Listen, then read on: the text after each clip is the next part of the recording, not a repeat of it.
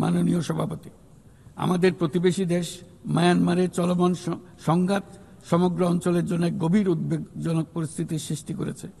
এটি যে শুধু আঞ্চলিক স্থিতিশীলতাকে ঝুঁকিতে ফেলছে তা নয়, বরং বাংলাদেশে আশ্রয়প্রাপ্ত বলপূর্বক বাস্তুচ্যুত রোহিঙ্গাদের তাদের মাতৃভূমি মায়ানমারে প্রত্যাবাসনকেও কঠিন করে তুলেছে।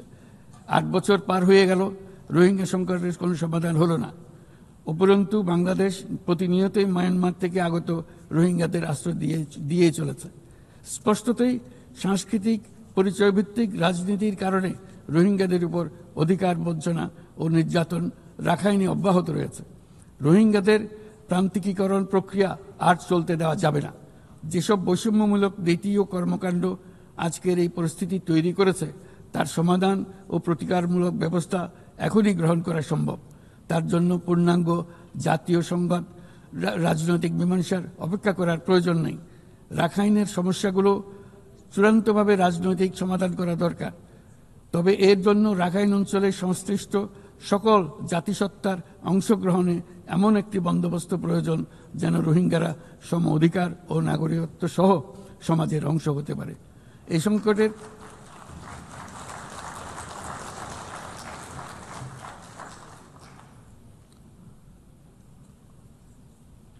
এই সংকটের সবচেয়ে বড় ভুক্তভোগী রোহিঙ্গারা, আর তাদের পরেই বৃহত্তম ভুক্তভোগী হলো বাংলাদেশ।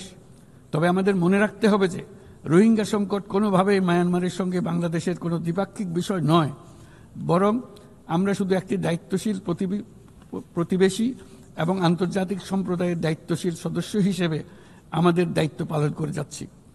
কিন্তু তহবিল সংকটের কারণে আজকে রোহিঙ্গা ক্যাম্পগুলোতে ন্যূনতম জীবনমান বজায় রাখার আমাদের যৌথ প্রয়াসও ভেঙে পড়ার উপক্রম হয়েছে। বিশ্ব খাদ্য কর্মসূচি তাদের জরুরি সহায়তা কার্যক্রমে মারাত্মক তহবিল ঘাটতির বিষয়ে ইতোমধ্যে সতর্ক করে দিয়েছে আমাদেরকে। অবিলম্বে নতুন তহবিল না এলে মাসিক রেশন অর্ধেকে নামিয়ে এনে মাথাপিছু মাত্র $6 নামিয়ে আনতে বাধ্য হবে, যা রোহিঙ্গাদের অনাহার ও অপুষ্টিতে নিমজ্জিত করবে, যা তাদেরকে আগ্রাসী কোনো পদক্ষেপ নিতে বাধ্য করবে। তহবিলের অতিরিক্ত কাটছাট হলে তা নিঃসন্দেহে সুরক্ষা ও নিরাপত্তা ঝুঁকি বহুগুণ বৃদ্ধি করবে, যা ক্যাম্পের সীমানা ছাড়িয়ে যেতে পারে। তাই আমি বিদ্যমান দাতাদের সাহায্য বাড়াতে এবং সম্ভাব্য নতুন দাতাদের অনুদান প্রদানের আহ্বান জানাচ্ছি, যাতে এই বিপর্যয়কর পরিস্থিতি এড়ানো যায়।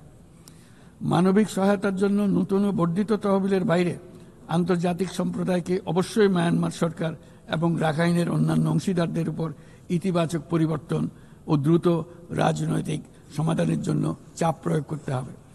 অন্যান্য প্রতিবেশী দেশগুলোকেও তাদের দায়িত্ব পালন করতে হবে।